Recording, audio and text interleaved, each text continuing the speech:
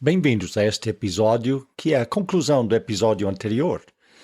Naquele episódio, introduzi este encontro entre Jesus e Pedro e chamei a atenção ao fato que Jesus nunca se referiu ao apóstolo pela alcunha que ele mesmo lhe deu, Pedro, ou a Pedra, mas chama-lhe pelo seu nome de nascimento, Simão, filho de Jonas. Depois de Pedro ter negado Jesus 3 vezes, Jesus pede ao apóstolo 3 vezes que ele reafirme o seu amor pelo Senhor. Amas-me? Mas a primeira vez Jesus acrescenta: amas-me mais do que estes outros discípulos? O teu amor é maior do que o amor deles? Confrontando diretamente a opinião que Pedro tinha de si mesmo, como sendo mais fiel e digno de confiança do que os outros. No final da parte 1, vimos que na primeira resposta de Pedro, ele reafirma o seu amor por Jesus, mas não ousava dizer que o seu amor por Jesus estivesse maior do que o amor dos outros. Então, vamos agora ler os versos 15 a 17 mais uma vez. E depois de terem jantado, disse Jesus a Simão Pedro: Simão, filho de Jonas, amas-me mais do que estes? E ele respondeu: Sim, Senhor, tu sabes que te amo. Disse-lhe: apacenta os meus cordeiros. Tornou a dizer-lhe segunda vez: Simão, filho de Jonas, amas-me? Disse-lhe: Senhor, sim, tu sabes que eu te amo. Disse-lhe: apacenta as minhas ovelhas. Disse-lhe terceira vez: Simão, filho de Jonas, amas-me? Simão entristeceu-se por lhe ter dito terceira vez: amas-me? E disse-lhe: Senhor, tu sabes tudo, tu sabes que eu te amo. Jesus disse-lhe: apacenta as minhas ovelhas. Bem, vamos ver que tudo depende da nossa definição de amor. Jesus diz: Simão, amas-me? E entre as várias palavras em grego que significa amor, uma é o substantivo ágape. Chegamos a ver esta palavra usada em português de várias formas. Ágape é o amor divino, o amor de Deus. Deus é amor. Amor ágape. Alguns explicam que é o amor altruísta, ou este amor envolve a força da vontade, que resulta da tomada de uma decisão. Há muitas maneiras de tentar descrevê-lo, mas a forma mais alta de amor é ágape. Jesus usa a forma verbal e pergunta: agapas-me? E o Pedro respondeu: Sim, Senhor, eu te amo. Mas ele usa uma palavra diferente quando ele diz amor. Ele não disse: Senhor, eu agapo-te. Ele usou a forma verbal da palavra grega philos. Sim, Senhor, tu sabes que eu filo-te. Philos é a raiz de palavras como filosofia, a filantropia, Filadélfia.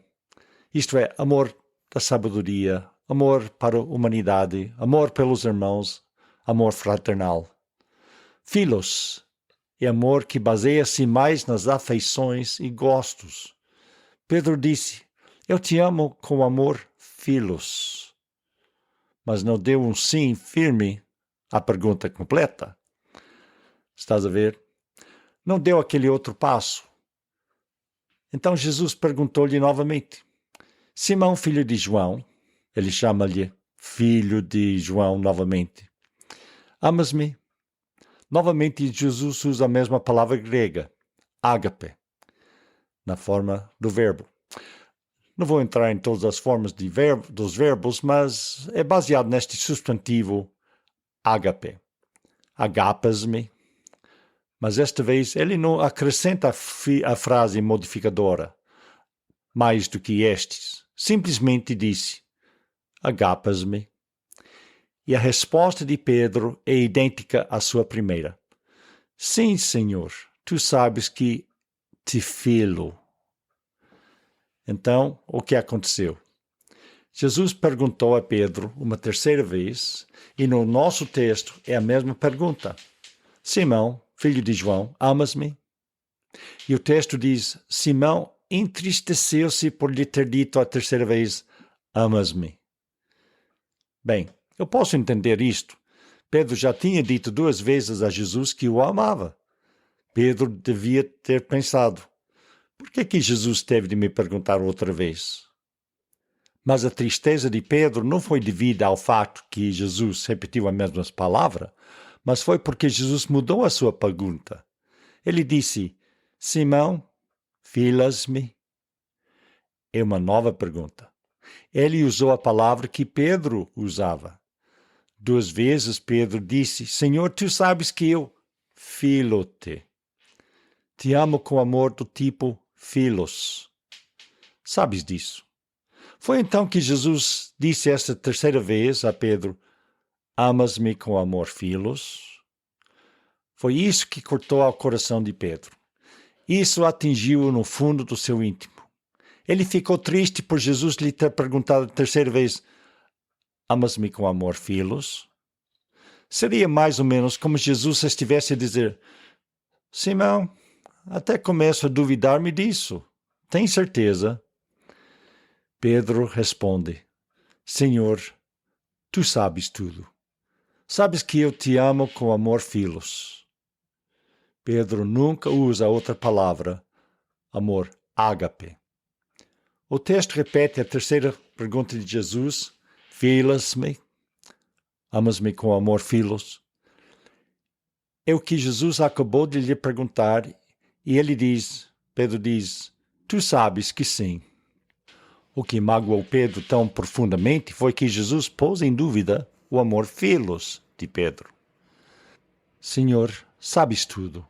Sabes que filo-te. Aqui está o homem em que outras palavras tinha dito ao Senhor.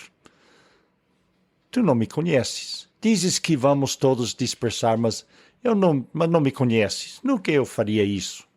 Estás enganado a meu respeito, Senhor. Estarei contigo até o fim. Morrerei contigo. Vais morrer comigo? Disse Jesus naquela vez. Bem ao contrário, vais negar-me 3 vezes. Ah, Senhor, não sei de que estás a falar. Não me conheces. Mas agora Pedro diz, Senhor, sabes tudo. Sabes que tenho amor filos por ti. Sabes disso. É nesta resposta de Pedro que descobrimos outro tesouro escondido no texto original. É que saber pode ser saber e pode ser realmente saber. Pedro usou a palavra saber 2 vezes e ele disse, Senhor, tu sabes tudo. Tu sabes que tenho amor filos por ti. Mas nessas 2 vezes, Pedro usou palavras diferentes.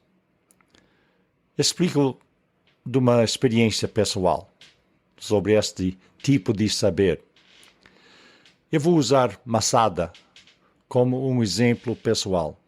Masada é uma fortaleza no topo de uma montanha perto do Mar Morto, em Israel. É onde os judeus que rebelaram contra Roma estabeleceram o seu último reduto na luta contra o exército romano. Durante muitos anos, li sobre este lugar e vi fotografias impressionantes do lugar. Na verdade, quando estávamos em Israel, em 2010, chegamos ao sopé da montanha, mas não conseguimos subir ao topo por causa de uma tempestade de areia que fechou o acesso ao topo, em cima. Neste momento, estou terminando a leitura do livro A Guerra dos Judeus, a história escrita por Josefo Flávio, que relata os altos e baixos entre Roma e os judeus da Galileia e da Judeia, desde o tempo de Herodes, antes de Jesus nascer, até a batalha final em Massada, no ano 73 após Cristo. E isso foi 3 anos depois da queda de Jerusalém. Nos capítulos finais do livro, Josefas descreve Massada e as suas fortificações, e como os romanos finalmente a conquistaram. Sei muito sobre Massada, Mas em maio de 2022, voltamos a Israel e desta vez subimos ao topo e andamos por toda a área fortificada, onde algumas das ruínas ainda são visíveis. Sei muito sobre Masada por causa do que li, mas agora conheço-o pessoalmente porque lá estive. Quando Pedro diz, Senhor, sabes tudo, sabes que te amo, ele está a referir-se a estes dois níveis de conhecimento. Ora, cada vez que Pedro responde a Jesus, ele diz, tu sabes que te amo com amor filos. Tu sabes que te filo. E ele diz isto novamente aqui. Tu sabes tudo. A palavra grega significa entender, perceber, discernir, ter conhecimento de algo. E ele está a dizer, tu compreendes, tu sabes que eu te amo com amor filos. Esta terceira vez, ele acrescenta, tu sabes tudo, Senhor. Afinal, como filho de Deus, estás ciente de tudo. Tu que sabes tudo sobre todos. Claro que sabes. Mas quando novamente ele diz, tu sabes que te amo com amor filos, e a última vez ele muda a palavra quando diz sabes. Ele muda para outra palavra grega que significa saber por experiência, conhecer pessoalmente, como o meu conhecimento de Masada agora depois de ter estado lá. Pedro agora diz, Senhor, tu sabes por experiência o tipo de amor que tenho por ti. Já não é apenas um reconhecimento geral que, afinal, Deus sabe tudo, portanto, Jesus sabe o amor que Pedro tem. Aqui temos uma confissão de Pedro. Senhor, temos andado juntos estes 3 anos. Estivemos juntos no mar e no monte, a sós e no meio da multidão. Eu vi os milagres que fizeste e quando falei coisas estúpidas, tu me corrigiste.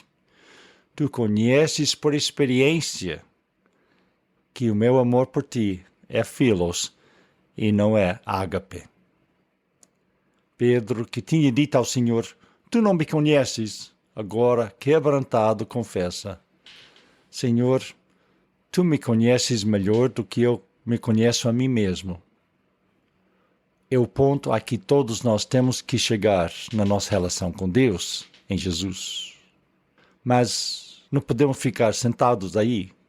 O texto tem mais uma coisa interessante que chama a nossa atenção. Após cada resposta de Pedro, Jesus lhe deu uma comissão. Apacenta os meus cordeiros, apacenta as minhas ovelhas, apacenta as minhas ovelhas. Aqui a tradução em português deixa de transmitir uma diferença pequena que há no original.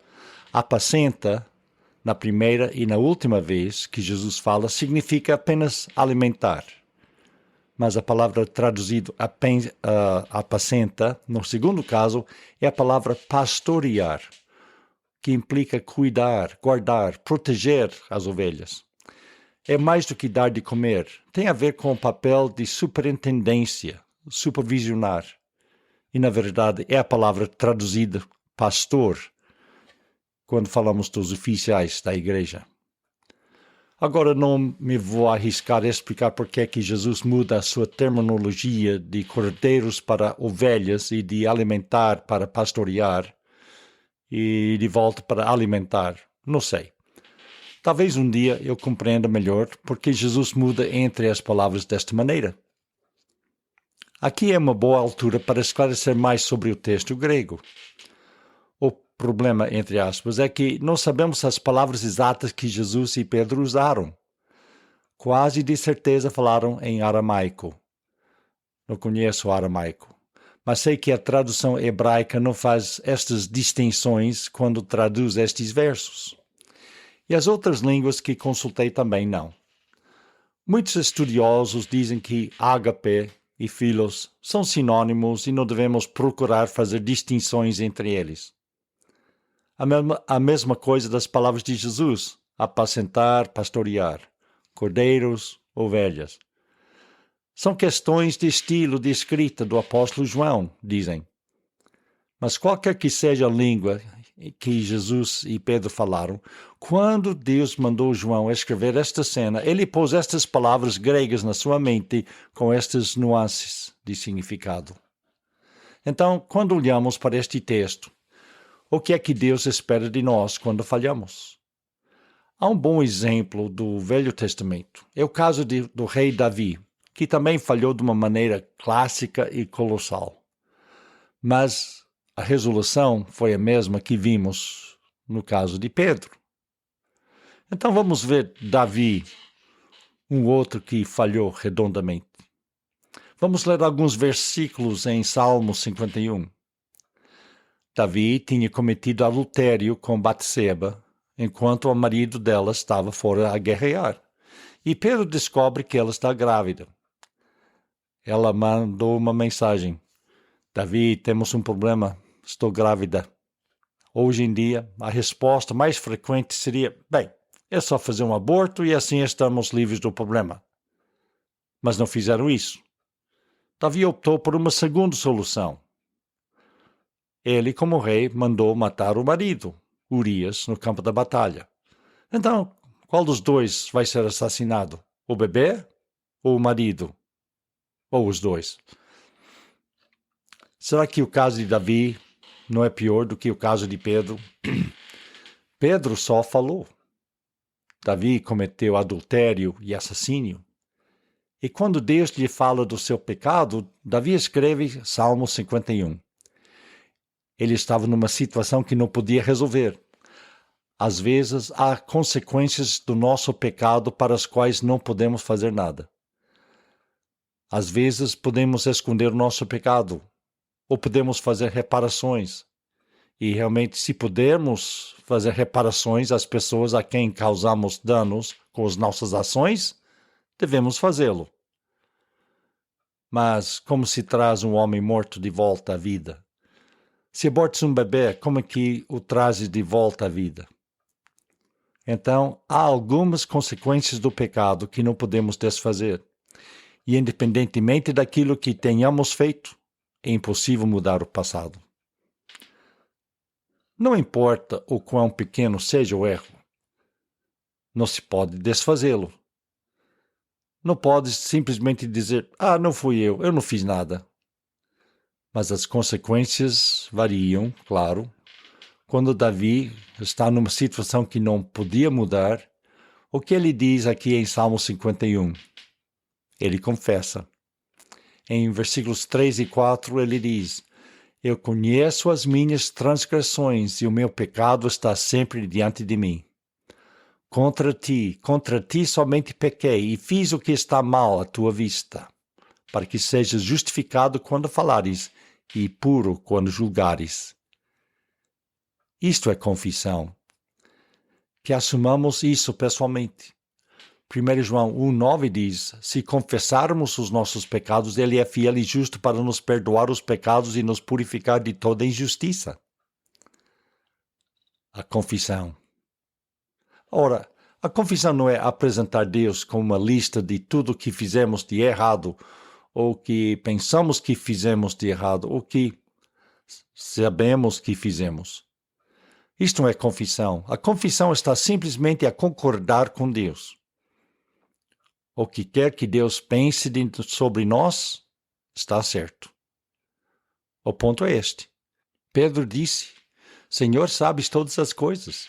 Conheces-me por experiência própria. A confissão é esse.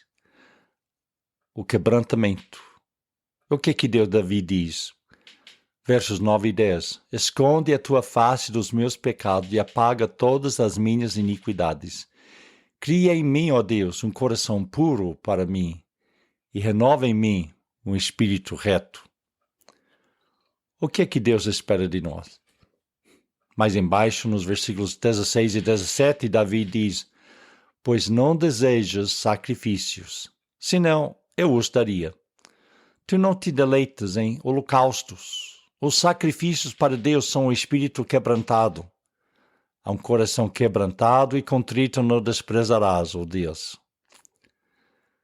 Algumas pessoas pensam, bem, se eu trabalhar mais, eu vou te recompensar, Senhor. Serei mais fiel. Não volto a fazer isso. Deus não quer isto. Ele não quer as nossas promessas vazias, os nossos protestos e os nossos sacrifícios. Mas nós não oferecemos sacrifícios hoje, pois não? Bem, há pessoas que realmente levam isso a sério. Vemos isso em algumas culturas religiosas, em casos extremos, até o ponto de autoflagelação. Eles literalmente crucificam a carne. Eles cortam a pele e passam sem comida e qualquer conforto. Sofrem tudo em nome da penitência. Deus não quer penitência. Ele quer arrependimento. O arrependimento significa chegar ao ponto que dizemos a Deus: estou errado. Tu tens razão. Estou nas vossas mãos. Senhor, faz comigo como tu quiseres. Davi pôs seu destino nas mãos de Deus. E logo depois de nascer, o bebê adoeceu rapidamente. E Davi orou fervorosamente para que o bebê vivesse. Mas Deus não poupou o bebê pequeno. E Davi disse: está bem, a vontade do Senhor seja feita. Enfim, all you really need is love, real love. Nas palavras da canção dos Beatles, tudo que precisamos é amor, o verdadeiro amor. Por isso, seja o que for que tenhamos feito, temos de estar sempre perante Deus com um espírito quebrantado e um espírito de confissão e dizer: Senhor, eis-me aqui. Tu me vês tal qual estou. Sabes o que eu sou. E nós, agradecidos, podemos olhar para a cruz e dizer: o teu filho deu o sacrifício para o meu pecado. Quando Davi foi escolhido para ser rei, Deus não estava à procura de um homem perfeito, porque Davi não era perfeito. E Deus sabia disso. Deus procurava um homem que tinha um coração de acordo com o coração de Deus. Um que estava de acordo com ele. Isso não significa que Davi nunca cometeu um erro, mas quando foi confrontado com seu pecado, ele não tentou fugir. Ele confessou, e é isso que Deus espera de nós. Deparamos-nos com os nossos próprios erros e fazemos coisas que são piores do que simples deslizes ou lapsos. Realmente há atos de rebelião contra Deus. Mas o que é que Deus espera de nós? Ele aguarda que cheguemos a Ele em humildade e que lhe digamos: Senhor, Tu me conheces. Eu quero amar-te com amor ágape. Mas, sinceramente, Tu sabes qual o verdadeiro estado do meu amor. Todos sabemos que o primeiro e grande mandamento é: amarás o Senhor teu Deus de todo o teu coração, de toda a tua alma, de todo o teu entendimento e de todas as tuas forças. O que é que Deus quer de nós? Não é uma longa lista de coisas que lamentamos e promessas de penitência. Ele só quer saber uma coisa: amas-me? Amas-me? Pedro escreveu mais tarde: o amor cobrirá a multidão de pecados. Mas, claro, não devemos abusar do amor de Deus. Não abusamos daqueles que realmente amamos. Devemos agradecer a Deus pelo seu amor, porque os nossos pecados foram cobertos pelo sacrifício de Jesus na cruz. Então, o que Deus faz quando falharmos? E não é um caso de se falharmos, é quando falharmos. Todos nós pecamos e falhamos. E vamos falhar novamente. Deus encoraja-nos a vir até Ele, para admitir honestamente a condição do nosso coração, mesmo quando percebemos que o nosso amor por Ele fica aquém do amor que Ele merece e que Ele deseja de nós. Precisamos do amor genuíno. Não vai ser perfeito, no sentido de puro e sem falhas, mas a palavra diz que pode ser aperfeiçoado. 1 João 4, versículos 17 e 18 diz: nisto é perfeito. E a palavra no original quer dizer aperfeiçoado. Nisto é aperfeiçoado o amor conosco, para que no dia do juízo tenhamos confiança. Porque qual Ele é, somos nós também neste mundo. No amor não há temor. Antes o perfeito amor lança fora o temor, porque o temor tem consigo a pena. E o que teme não é perfeito em amor. Perfeito aqui significa aperfeiçoado, amadurecido, completo. Então confiemos em Deus para cumprir a sua palavra, como lemos em Romanos 5, versículo 5. O amor de Deus está derramado em nossos corações pelo Espírito Santo que nos foi dado. Por nós mesmos, só podemos produzir o amor philos. O amor ágape só pode vir de Deus próprio e Ele derrama aos nossos corações pelo Espírito Santo. Na medida que crescemos no amor, podemos chegar ao nosso Pai sem temor, sem medo da pena, do castigo. Sem abusarmos da graça de Deus, podemos gozar e desfrutar da misericórdia e benignidade de Deus. O pastor da nossa igreja está sempre a encorajar os membros a passar um tempo a sós com Deus todos os dias. Ele emprega a palavra em inglês to bask, que traz à mente a imagem de pessoas que vão à praia apanhar os raios do sol e deliciar-se no seu calor. Deus nos convida a espraiar-nos no calor do seu amor. Não consigo encontrar um termo melhor neste contexto. Ouve as palavras de encorajamento de Jesus, que realmente são mais do que simplesmente encorajamento. São uma ordem para nos levantarmos e seguirmos em frente. Jesus disse a Pedro: apacenta minhas ovelhas. E ele diz-nos para nos levantarmos e prosseguirmos em servi-lo. Levanta-te, serve-me, tens minha aprovação, vai em meu poder e com a minha bênção. Que Deus abençoe a cada um que ouviu esta mensagem.